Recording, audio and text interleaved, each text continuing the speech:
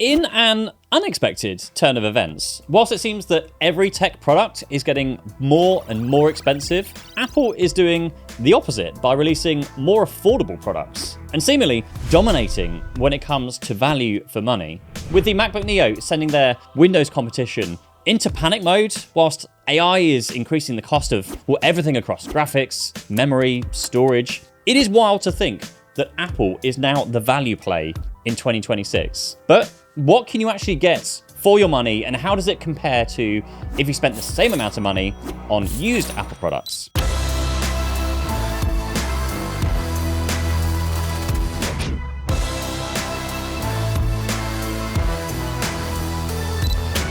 So, pricing up a, budget Apple ecosystem today comes to just over £2,000 here in the UK. So that gets you a laptop, a phone, a watch, a tablet, pencil, headphones, and a TV streamer, but not including the Apple Vision Pro, of course, because no one really wants to buy that in a budget ecosystem. So just to see what happens, I'm going to use AI, because AI is everything nowadays, to tell me what else I could buy of a similar value to the new Apple ecosystem in a used Apple ecosystem instead. Okay, so the AI has made some decisions based on a mixture of comparing the total ecosystem value and trying to match that, but also on an item by item basis. So now I'm going to go and find everything online, buy it, and just see how kind of good a job it's done at finding me a better cost to performance ecosystem. And also probably look at the alternatives that I would have bought if I had chosen this instead. Oh, interesting. Okay, so this store lets you actually buy a 5-year warranty, even on used products. That is really good. That's better than what Apple even offer on a lot of their products. Very, very big concern when buying used products, but they don't seem to have everything that I want. So I'm going to see if we can find somewhere that does.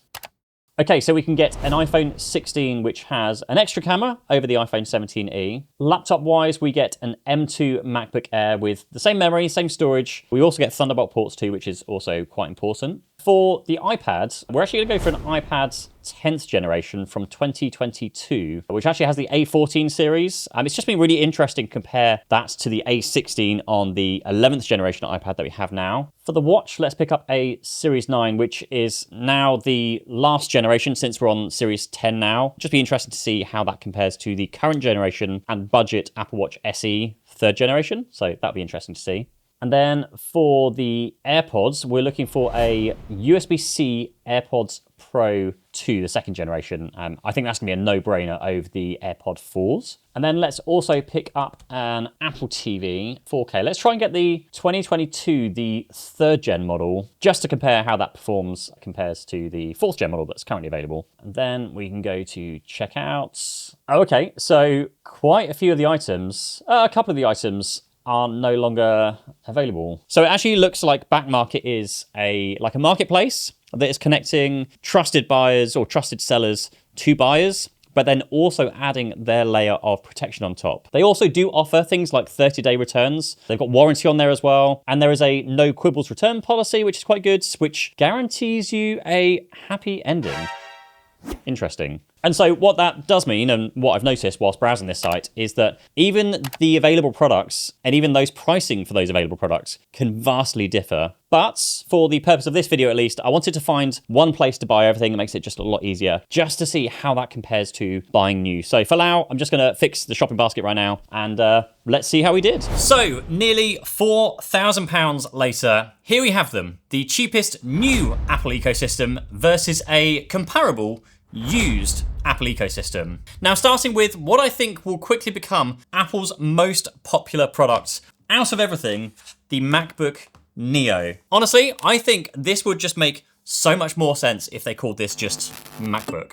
Like, you know, the old plastic MacBooks they used to make? It's exactly like that. But this laptop is arguably the most bang for buck, value for money laptop that you can currently buy for the money. Both Windows and Apple, especially when you look at how well built this thing is compared to anything else of a similar price. And really just the fact you are watching a, tech video here on YouTube probably means that this laptop isn't really for you. But when this laptop came out, I actually bought 2 of these for my kids. Now, unfortunately, they weren't old enough to get the educational discount, which would then bring this laptop down even further to £499. But for the price, you are getting a laptop that is perfect for almost everything. Now, yes, it only has 8 gig of memory and a 256 gigabyte SSD, which is frustrating after seeing Apple bump the base storage in the rest of their lineup recently to make allowances for Apple Intelligence for all that's worth. But the people using this laptop don't need an all-singing, all-dancing laptop for everything. Like for web content, emails, Google Docs, spreadsheets, and yes, even some basic 4K video editing, the MacBook Neo just works really, really well. Just the simple existence of this machine now brings into question why we can't have an optimized version of macOS on an iPad, or even Samsung DeX-like experience when connecting onto an iPhone to an external display, like something that Samsung has been doing now for years on their chips, but not Apple, seemingly because they want to, not cannibalize any one of their product lines in the process. Now, my kids have been learning to touch type, play games, edit videos for my kids' Pokemon YouTube channel. It is just a great machine for the vast majority of people. But why buy a MacBook Neo when you could buy... Oh my God, that is also stuck down. I meant to tear that off.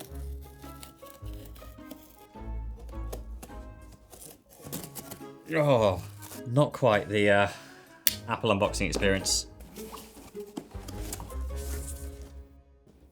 So the M2 MacBook Air also has 8 gigabytes of memory, but with twice the GPU cores and with Thunderbolt connectivity and a bigger battery, it also has wide color and True Tone display. And just spec for spec, the M2 MacBook Air is just the better machine here. In fact, a lot of people think the MacBook Neo exists to take the place of the very affordable M1 MacBook Air, which Best Buy has been selling for like ever. Now the M2 Air is lighter and slimmer, and I would say overall more comfortable to use, especially if you travel. There's also a backlit keyboard, which I personally don't really care for because I do touch type, but I know a lot of people find that as a sticking point with the MacBook Neo, and especially when you are connecting to an external display. So the M2 MacBook Air will have far better support here, considering it does have Thunderbolt versus just USB on the MacBook Neo. So I've already tried connecting up the MacBook Neo to my, I know it's like ginormous 52-inch 6K Dell display, and it just doesn't do any form of ultra-wide resolution, whereas the M2 MacBook Air does, albeit only at 60 Hertz. But again, with that said, probably nobody is buying a budget MacBook Neo and then hooking it into a £2,500 52-inch display, other than us silly YouTubers who like to complain about why the MacBook Neo can't edit 8K videos. Now, if you are connecting the Neo to a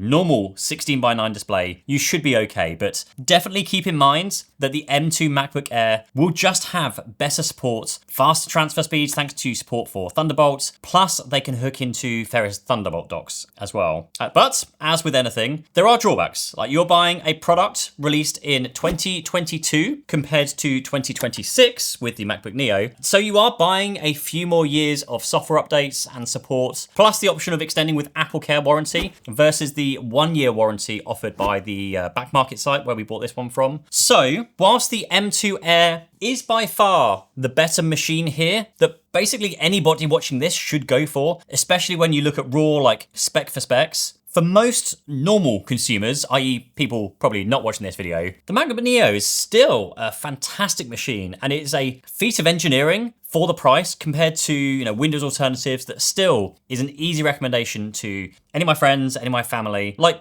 pretend that your gran or your auntie is asking what they should buy, and the options are a MacBook Neo or something else that's used. So, maybe say an M2 MacBook Air. Now the MacBook Neo, you order online or you grab it from the Apple Store and you know that they're fine. Versus the better M2 MacBook Air, where you then have to check that they, buy it from somewhere reputable and they don't get scammed off of like eBay or Facebook Marketplace, making sure they got one in good condition with good battery health, with good warranty. So unless you are going to handhold them through the whole of like that process of buying used, which is awesome, if you can do that, then the MacBook Neo is a pretty damn solid choice. And then as far as the iPad goes, this I feel is going to be a pretty simple one. Let's first of all open up the used iPad. Much easier to unbox, with a much larger box than the MacBook Air. Also, something I've noticed from buying at this back marketplace rather than Apple refurbished is you get the product literally the product. You don't get any box, which is something that would be nice. And if you buy from Apple refurbished, you do at least get it fully boxed, sometimes in like a, Apple refurbished box instead. So these are basically the same iPads. Now, one of them has the A14 chip in, the other has the A16 chip in, with the other real difference being, of course, that storage was bumped up from 64 gigabytes to 128 on the newer model. Now, there are some smaller changes to things like Bluetooth, CPU cores, plus, again, if you bought a used cellular model, you could put in a SIM card versus the newer ones being eSIM only. But the only other downside to buying used, and particularly with an iPad, is that you do take a risk on the quality of the screen and particularly the glass. So we can just see if there are any differences in terms of buying used here. That is pretty good, to be fair. There's a couple of very, very minor things on it. There's a little spot in there, which that's just a bit of dust. So we have done a very, very good job at getting a good one here. And it is not bent like the last used one we bought as well, which was a surprise. Not bent at all. However, my iPad Pro, which is very dusty, has taken an absolute beating somehow recently. I suspect it was either maybe dropped or stomped on by one of my kids, and now I have this like huge crack down the whole like edge. Crack here, crack there, crack all the way down there as well. Not to say that buying used means you will have a cracked screen, of course, but you might get maybe a condition that does have some micro scratches and just minor things in it. However, to make all of my iPads feel that a little bit more premium, and even when we are aiming for, Apple's entry-level options or even buying used, you can always try something that I always recommend and who kindly agreed to sponsor this video. And that's Paperlike, who is a regular favorite for our viewers on this channel and who kindly agreed to sponsor this video. Rather than it being etched directly into the glass like the nano texture display and available on only the more expensive iPad Pros, the Paperlike 3 is a screen protector that also doubles up by making that glassy, smooth screen feel way more like paper. So when using any Apple Pencil on any iPad, it will feel a lot more like drawing or writing on actual paper. And actually, it sounds similar too.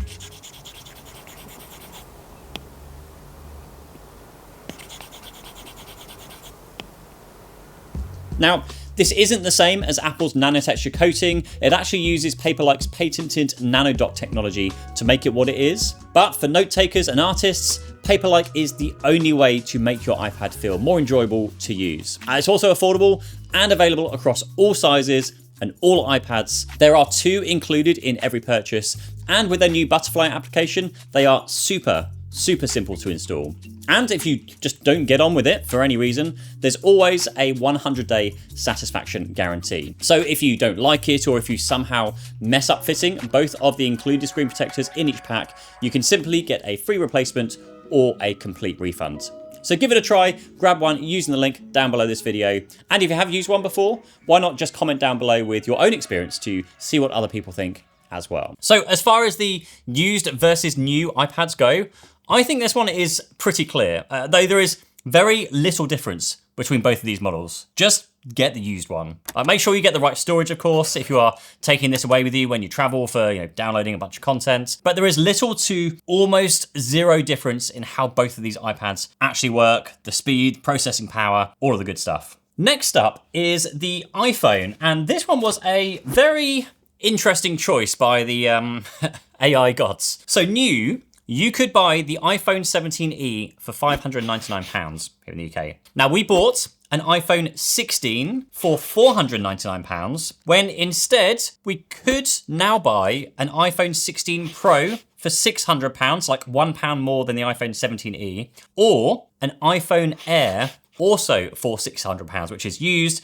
Also, iPhone dropped the price of their iPhone Airs by like £200 recently, so there's that. But generally speaking, this year, the iPhone 17e really fixed all of the things people didn't like about the previous 16e. So you have MagSafe charging, which is back with faster Qi 2 wireless charging. They also doubled the base storage from 128 to 256 gigabytes. And so if you just want again, a safe bet, then buying an iPhone 17e isn't really a bad decision. Again, if your nan or someone non-tech savvy is buying one, it's the easy choice if the device they have to buy has to be an iPhone. But when you compare this to a used iPhone, it's just no real comparison.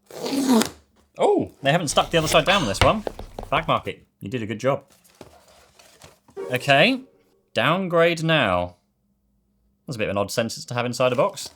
Now's a great time to downgrade. Okay, so inside, again, we get a charging cable and we receive a phone, the iPhone 16 regular model. So, to its credit, the used iPhone 16 does have a lot more to go for it than the iPhone 17e. And arguably, it's better almost in every way than the iPhone 17e. You have better cameras, brighter display, an ultra-wide camera on the back, dynamic islands. The only real areas where it loses out to the 17e is with the newer cellular chip and the processing chip in it as well, because that's got the newer processing chip, and Ceramic Shield 2. But again, like I said earlier, if you didn't want to save money, but you could spend the same amount, you could have bought the iPhone 16 Pro, which is just an absolute no-brainer here. I would take an iPhone 16 Pro over an entry-level iPhone every single time. Now you could also look at the iPhone Air,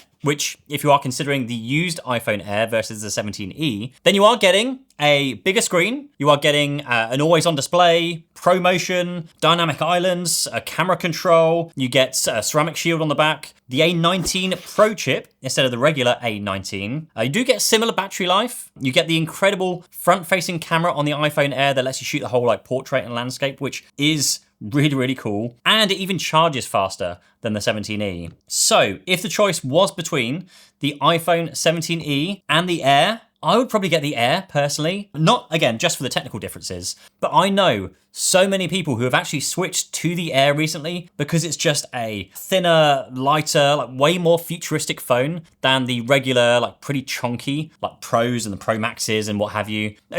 It's hard to describe, but once you hold something like an iPhone Air or a Samsung S25 Edge in your hands and you use it day to day, it is really difficult to switch back to something that is then like, twice as thick.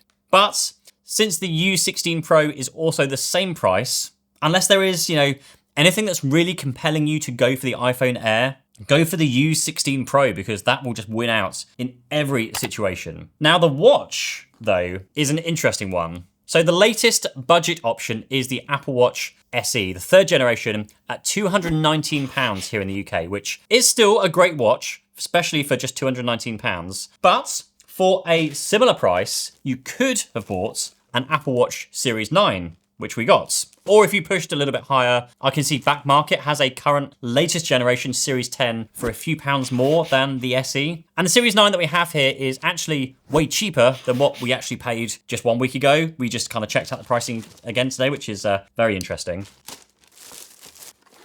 We get what looks like a brand new charging puck with the watch.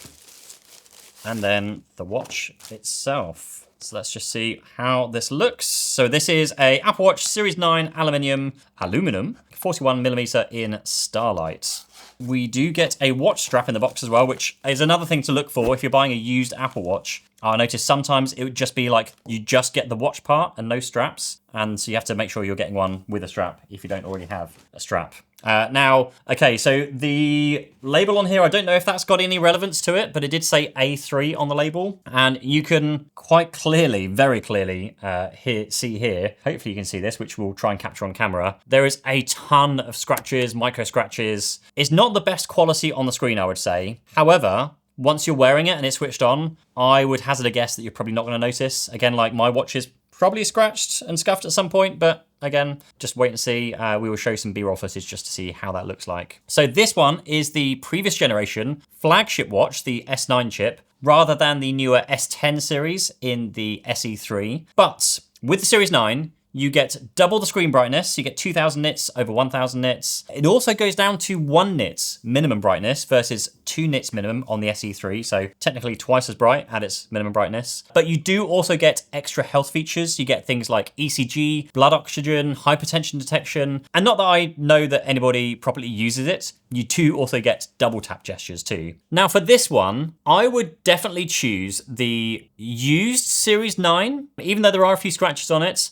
So I recently got my dad an Apple Watch, and that was primarily for those health features. You just want to know that if anything weird is going on, like irregular heartbeats, then the watch is going to pick it up. and notify you, which the SE3 does not do as much. Although, I will say, both watches here, the SE3 and the Series 9, have crash detection and fall detection, which again is another very important feature. Now, battery life also is very similar here. Something that you do need to pay very close attention to, especially when buying a used watch versus a new watch, is because the batteries in these watches are obviously so much smaller. And when they are only really designed to last a day at most at new, as soon as there is, a noticeable hit in battery life, you will notice it as you will have to start, charging it more often. In which case, you can either check the health of the battery on the used watch, which you are buying, which you can do by going into the battery health section under settings.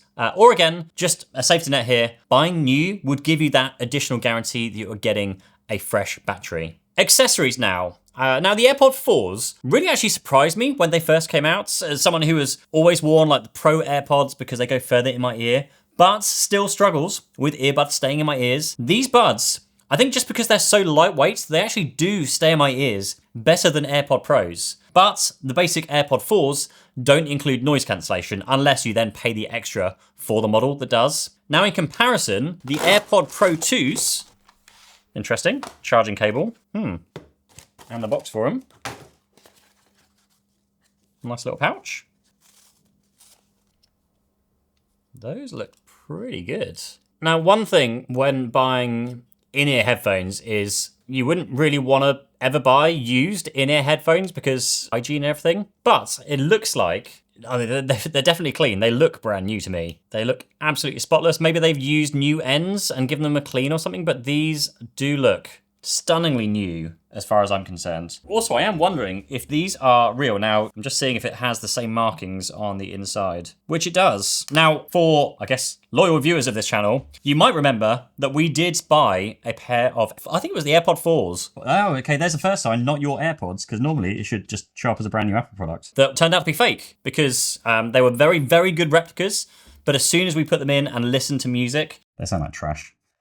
Yeah, I'm gonna get my money back. So let me just get my iPhone 17e here. Let's just hold them open and see if it picks them up as a new pair of AirPod Pros. So that is coming up properly, so that is working.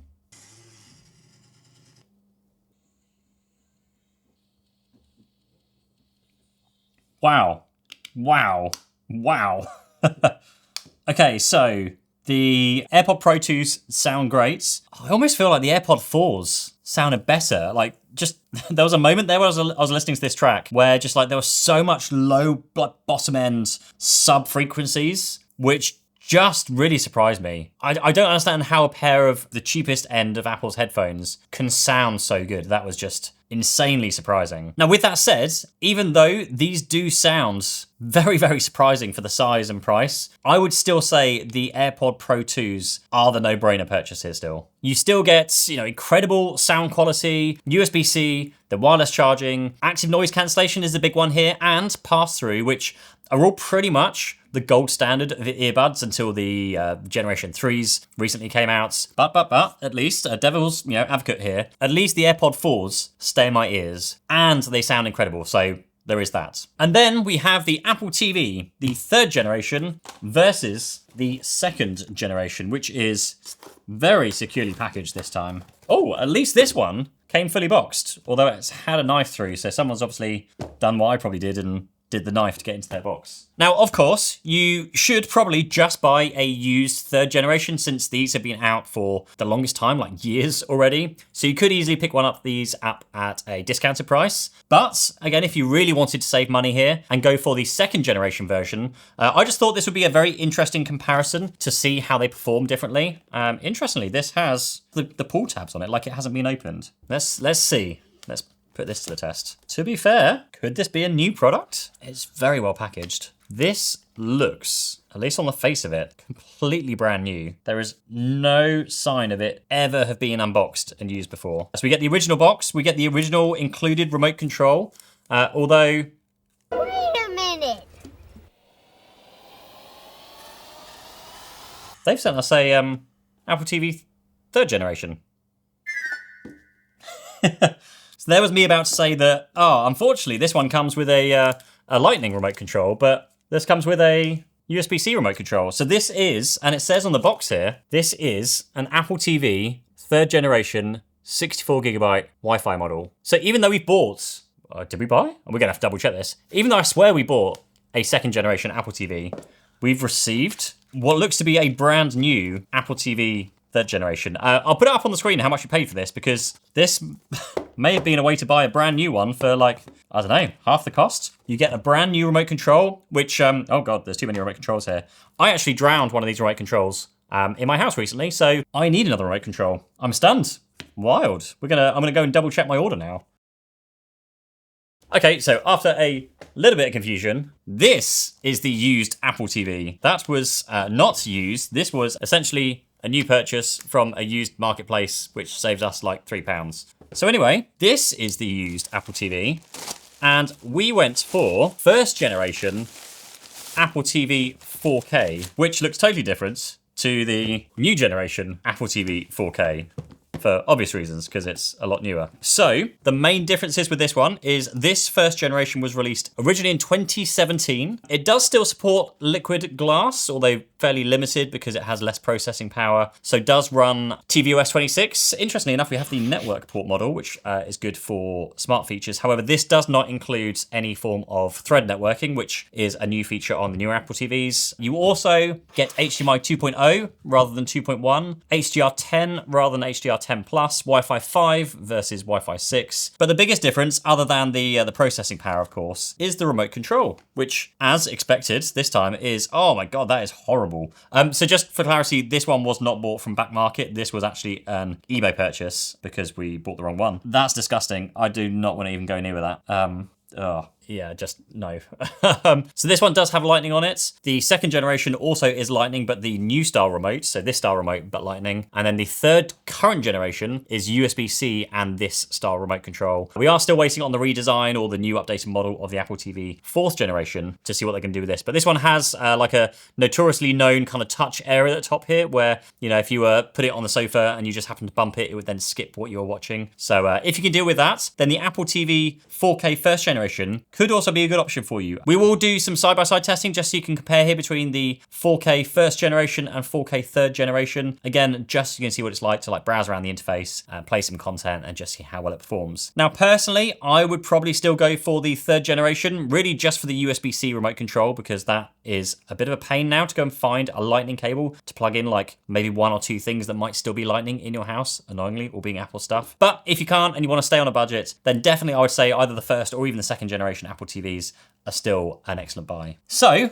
I think the barrier to Apple's budget ecosystem has, of course, dramatically come down with the products like the MacBook Neo, the iPhone 17e, and the AirPods. Overall, I would still say the used Apple ecosystem is always going to be a far better buy when comparing, you know, specs for specs, especially when you are buying from what's ended up to being a very reputable place. Back market, I think I'll leave a link down below to them if you want to have a look for some used Apple products yourself. I think they will be UK only specific, so just be aware of that. But I would actually be very interested to know, what is the oldest Apple product that you are currently using? And how do you think it holds up against the, you know, the latest and greatest that you can buy from Apple today? So a huge thank you to Paperlike once more for making even the most budget iPad feel premium. Link down below to get one of those. And yeah, thank you. I'll see you in the next video. Cheers. Bye-bye.